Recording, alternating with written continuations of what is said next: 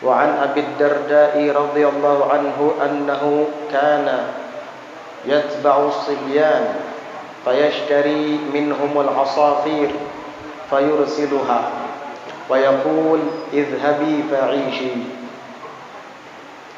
Diriwayatkan daripada Abu Darda radhiyallahu anhu bahwasanya beliau Abu Darda kana yatba'u sibyana, adalah pernah beliau itu mengikuti sekelompok anak-anak kecil. Fayashtari minhumul asafir, maka beliau pun membeli daripada mereka anak-anak kecil itu.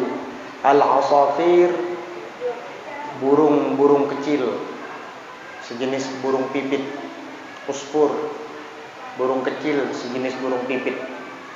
Anak-anak tersebut rupanya lagi asyik bermain dan menemukan beberapa ekor burung pipit, lalu mereka bawa. Sehingga Abu Darda radhiyallahu anhu melihat hal itu, beliau pun mengikuti sekelompok anak kecil itu dan membeli burung pipit itu dari anak kecil tersebut. Setelah dibeli oleh Abu Darda, fayursiluha, maka beliau pun melepaskannya. Wa yaqul, dan berkata, idhabi fa'ishi, pergilah kalian wahai burung-burung pipit, fa'ishi, lalu kalian hidup dengan bebas. Ini adalah termasuk daripada bentuk rahmat seorang sahabat Nabi sallallahu alaihi wa alihi wasallam terhadap binatang.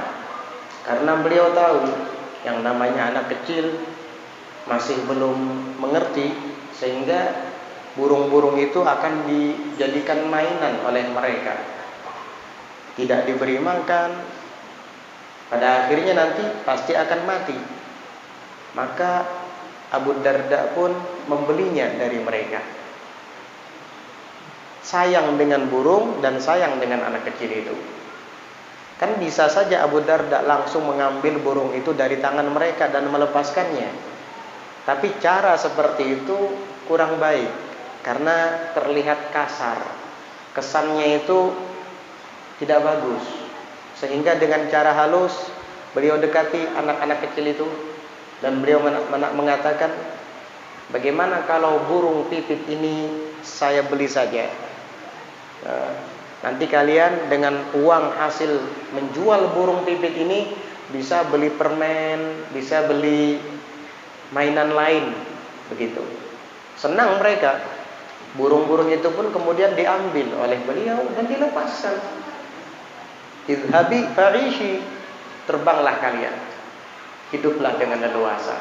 Radhiyallahu anhu wa arda. Begitulah orang yang pengasih. Karena kasih sayang itu bukan hanya untuk manusia saja, melainkan juga kepada binatang dan seluruh makhluk. Irhamu man fil ardi yarhamkum man fis sama. Sayangi semua yang ada di bumi, manusia, binatang, tumbuh-tumbuhan dan lainnya. Yarhamkum man fis sama. Pasti makhluk-makhluk yang ada di langit akan sayang kepada kalian. Jadi begitu. Waqala Rasulullah sallallahu alaihi wasallam, dan bersabda Rasulullah sallallahu alaihi wasallam, mathalul mu'minina fi tarahumihim wa tawaddudihim wa tawawsulihim kamathalil jasad idza ishtaka 'udwun minhu tada'a lahu sa'irul jasadi bil humma was sahri. Rasulullah sallallahu alaihi wasallam bersabda, mathalul mu'minina fi tarahumihim, perumpamaan orang-orang mukmin di dalam sikap saling kasih mengasihi di antara mereka, wa tawaddudihim, dan saling cinta mencintai di antara mereka, wa tawassulihim, dan saling menjalin hubungan antara mereka, kamathalil jasad, itu sama seperti satu batang tubuh.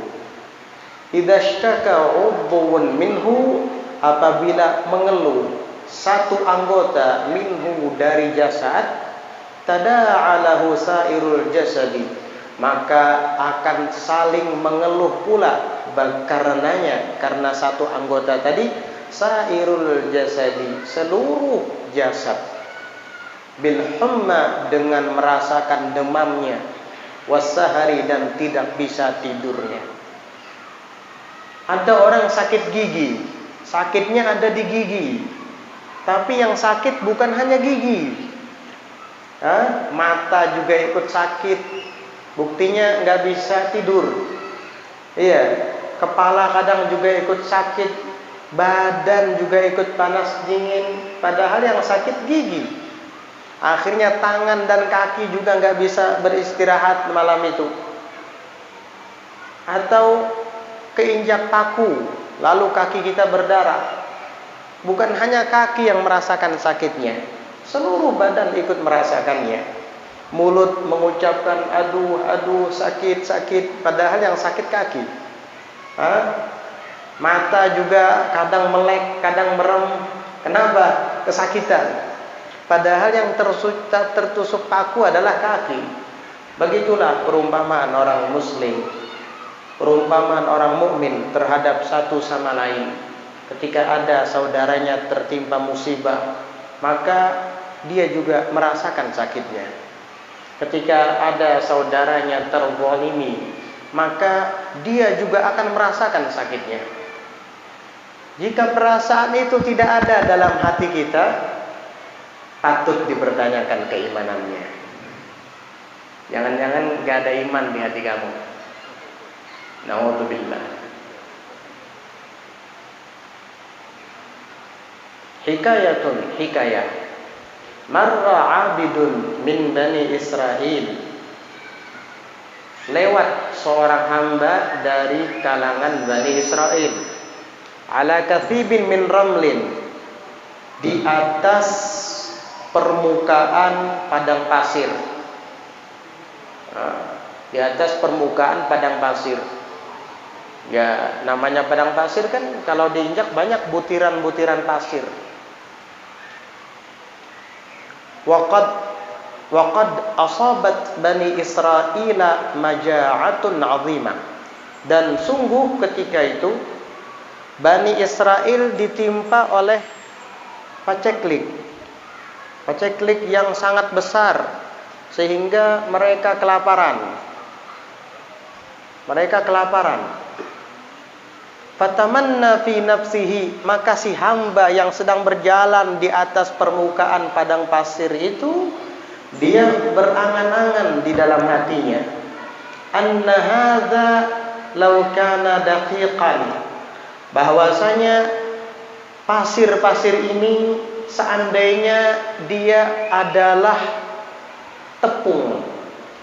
Duhai, seandainya pasir-pasir yang terhampar luas ini adalah tepung.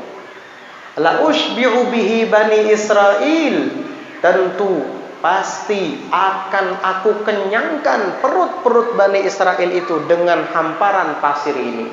Seandainya dia adalah tepung atau gandum. Mereka-mereka yang kelaparan itu akan saya kenyangkan semuanya. Padahal dia juga kelaparan. Cuman niatnya baik. Ini hati orang baik, selalu yang terlintas di dalamnya adalah baik. Orang kalau hatinya baik, yang terlintas di dalamnya juga baik. Tapi kalau orang hatinya jahat, pasti yang selalu ada di benaknya adalah kejahatan pula. Na'udzubillah. Bagaimana ya caranya supaya saya bisa mengalahkan dia? Bagaimana ya caranya supaya saya bisa berhasil menipu dia? Bagaimana ya caranya? Pokoknya pikiran kotor itu selalu ada, karena hatinya juga kotor. Tapi kalau hatinya bersih, selalu yang terlintas di benaknya juga adalah bersih dan baik. Sehingga si hamba dari Bani Israel tadi, ketika memijak butiran-butiran pasir yang ada di padang pasir, dia berangan-angan, seandainya ini butiran-butiran pasir adalah tepung, pasti akan aku sedekahkan kepada semua Bani Israel yang sedang kelaparan. Padahal dia juga kelaparan. Subhanallah. Supaya mereka semua kenyang, nggak ada lagi yang kelaparan. Fa'auhallahu ila nabiyyin min Bani Israel. Maka Allah pun mewahyukan kepada seorang nabi dari kalangan Bani Israel itu, anqul li fulanin innallaha ta'ala qad aujaba laka minal ajri ma law kana daqiqa. Nabi itu mendapat wahyu dari Allah. Isinya adalah perintah, anqul, bahwa katakan kamu wahai Nabi, li fulan, kepada si fulan, kepada si anu yang sedang berjalan di permukaan padang pasir tadi, dan terlintas di hatinya, andai kata ini semua adalah tepung, pasti akan aku kenyangkan dengannya semua Bani Israel yang kelaparan. Katakan kepada orang itu, wahai nabiku, kata Allah Ta'ala mewahyukan kepadanya, qad auja innallaha ta'ala qad aujaba laka minal ajri.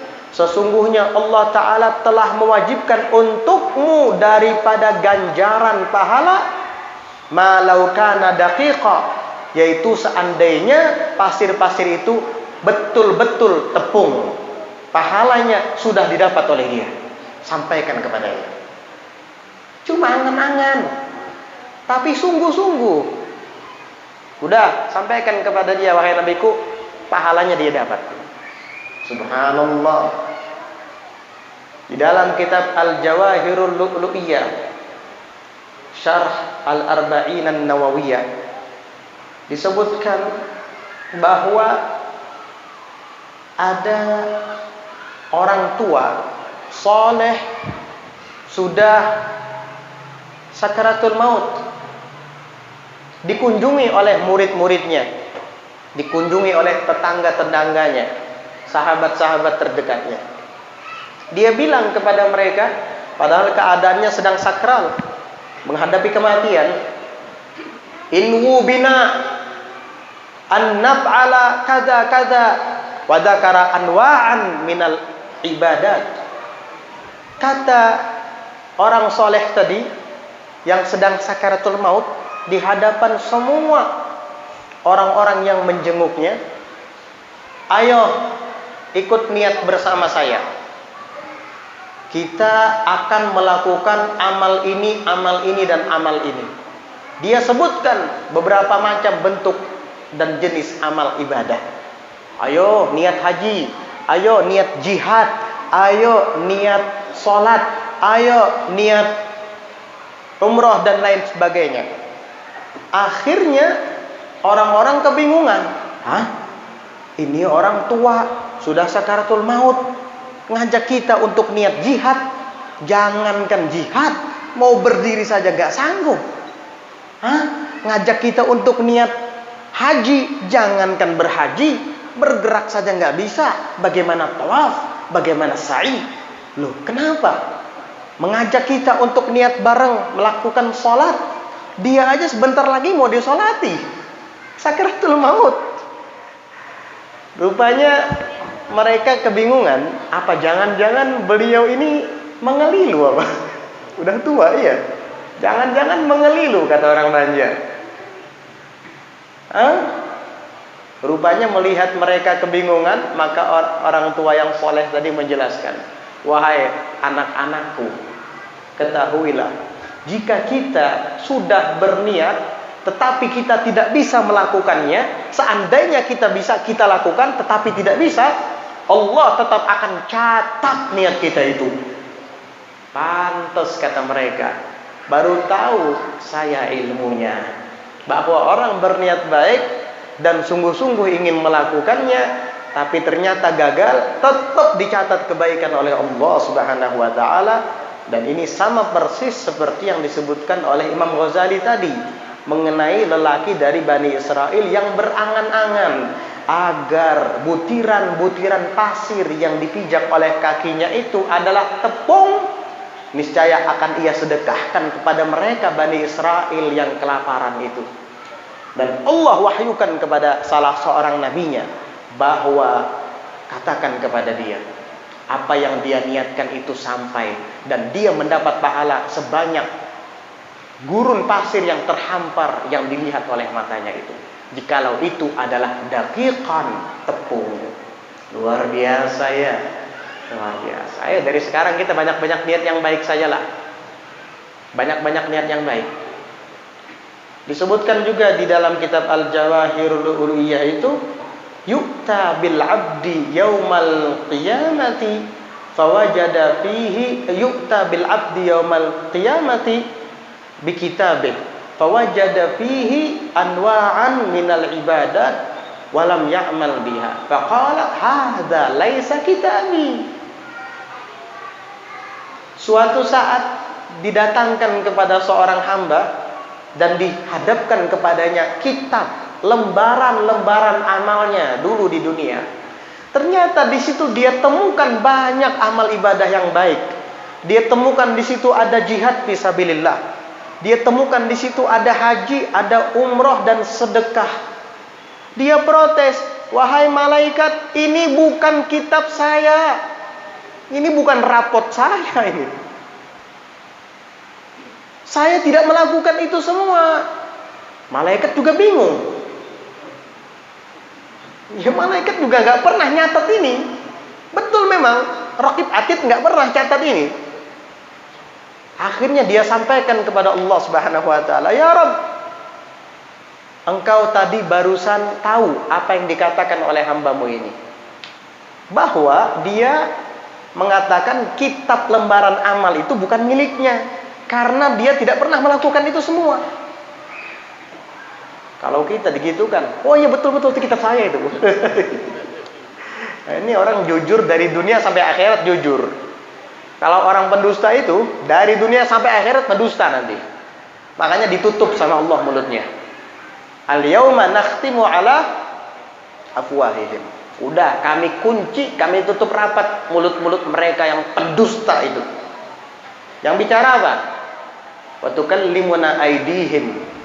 Dan yang akan berbicara kepada kami nanti adalah tangan-tangan mereka. Loh, tangan bisa bicara, Beb. Jangankan di akhirat, di dunia tangan sekarang bisa bicara. Ente sekarang gibah orang pakai tangan sekarang. Si Anu tuh pelit lah ya orangnya. Jadi sering terkirim berataan. Gibah itu.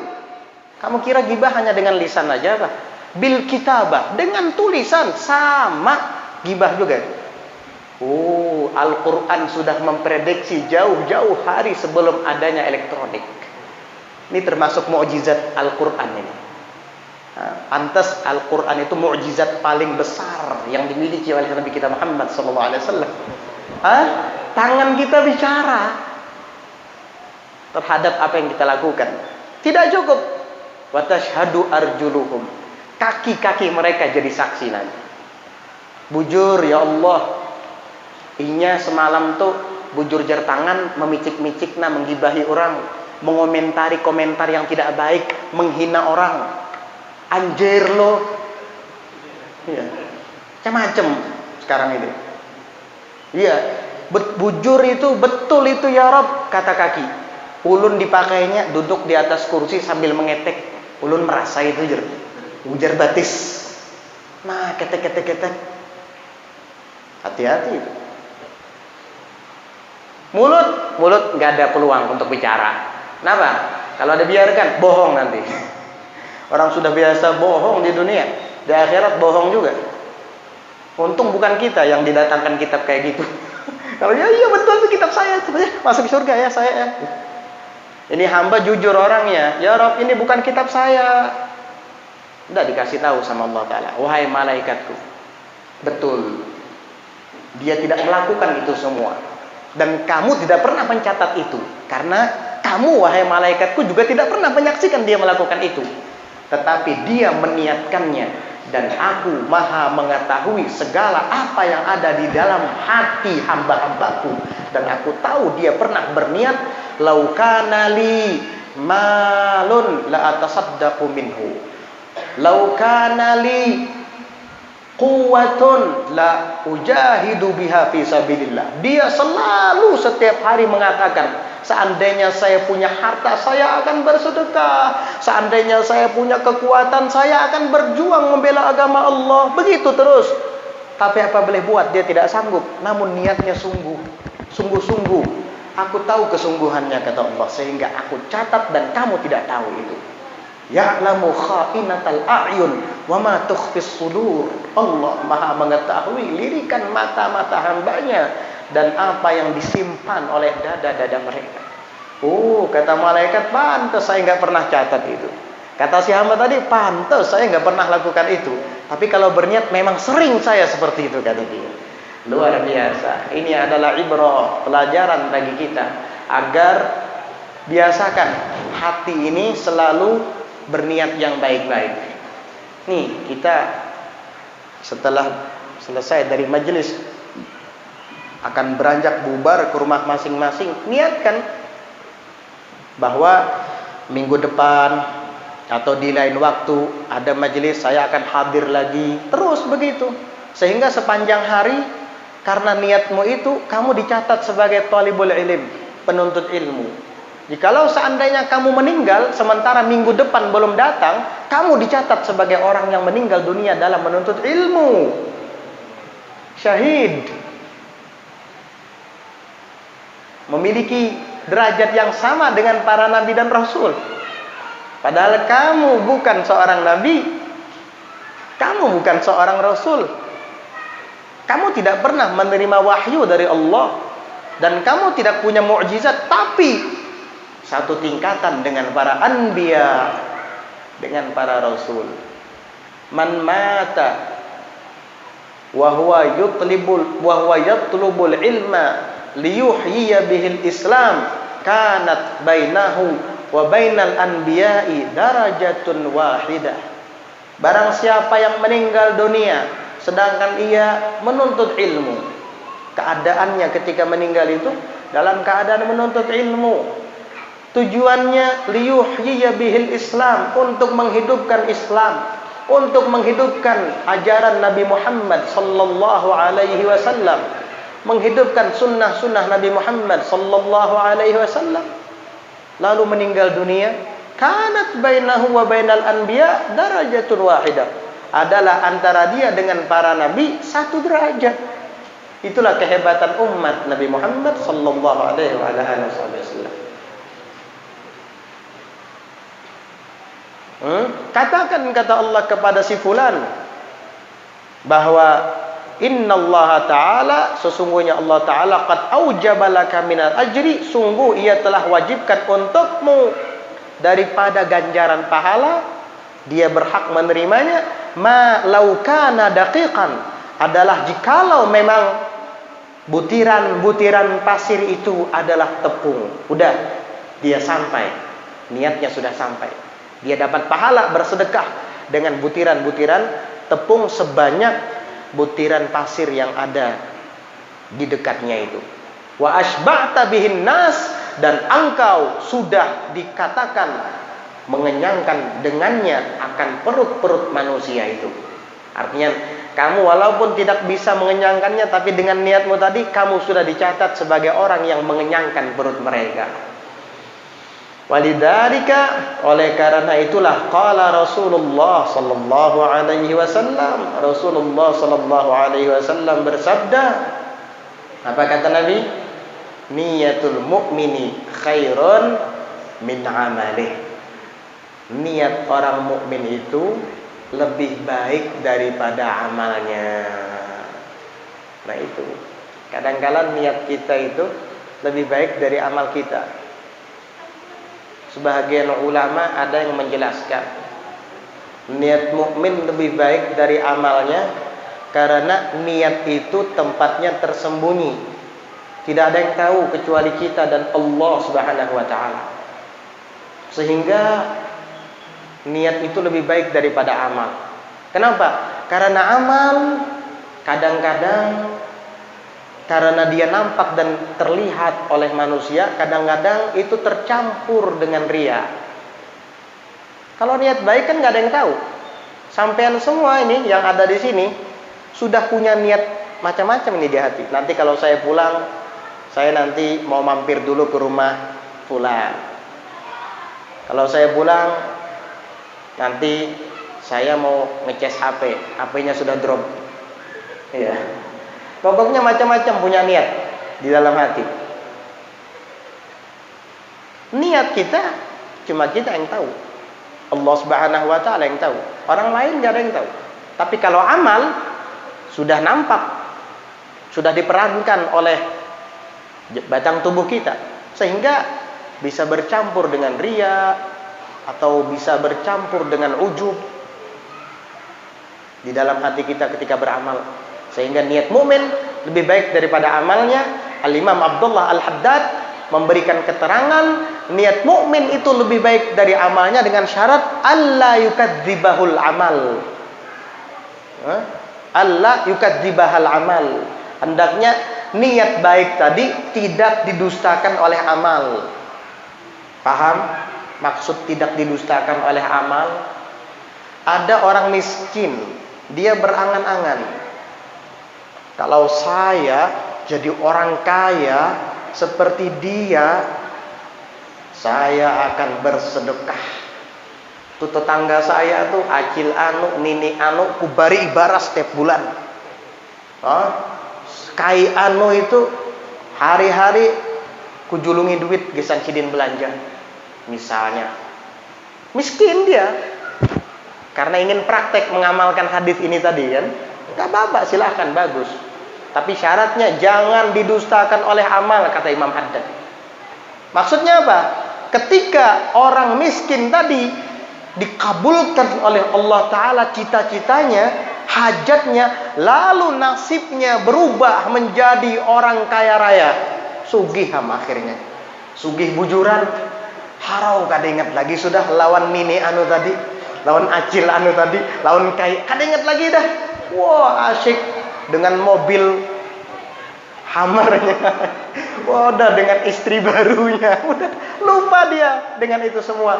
Ini bohong, ini nggak dapat apa-apa ini. Ini nggak masuk dalam kategori niyatul mu'min khairun min amali. Karena apa? Didustakan niatnya itu oleh amalnya. Kalau orang sungguh-sungguh, ketika dia jadi orang kaya, dia tetap akan terus mengingat niat pertamanya itu. Paham ya? Itu syaratnya. Allah yukadzibahal amal. Hendaknya tidak didustakan oleh amalnya. Begitu.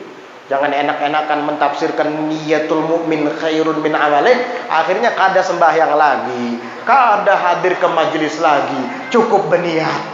Ya salah ente kayak gitu. Nah, bisa itu terjadi nanti malam Senin kan? Ustaz Senin ya. Malam Senin saya mau hadir ke majelisnya Ustaz Saifur Rahman misalnya. Iya. Pas malam Senin itu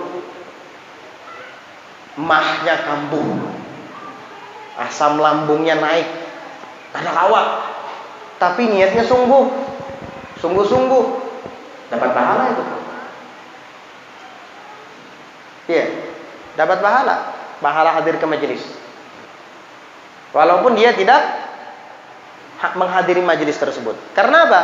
Karena dia sudah berniat dan dia sungguh-sungguh dalam niatnya itu, sehingga dia mendapatkan pahala hadir ke majelis ta'lim. Itulah yang dimaksud dengan niyatul mukmin khairun min amalih.